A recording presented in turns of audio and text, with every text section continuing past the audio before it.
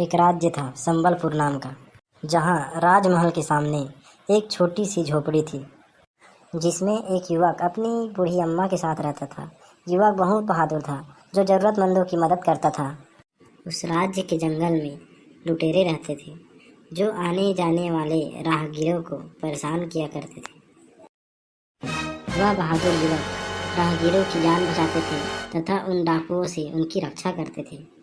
गांव-गांव, गली-गली उस बहादुर युवक की चर्चे होने लगे। एक दिन अचानक उस युवक की नज़र राज्य की राजकुमारी के ऊपर पड़ी। देखते ही उसे राजकुमारी से प्यार हो गया।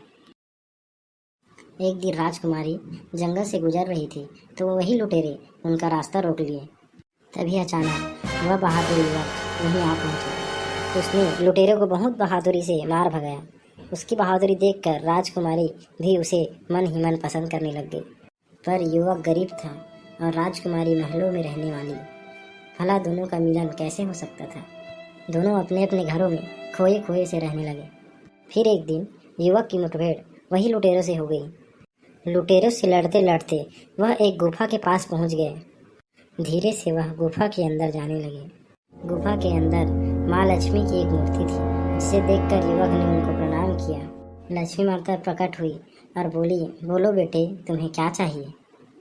युवक ने लक्ष्मी माता से अपने लिए एक राजमहल और अपने राज्य में सुख शांति की व्यवस्था के लिए आग्रह किया। लक्ष्मी माता की कृपा से जहाँ उस युवक की झोपड़ी थी, वहाँ एक नया राजमहल तैयार मिला।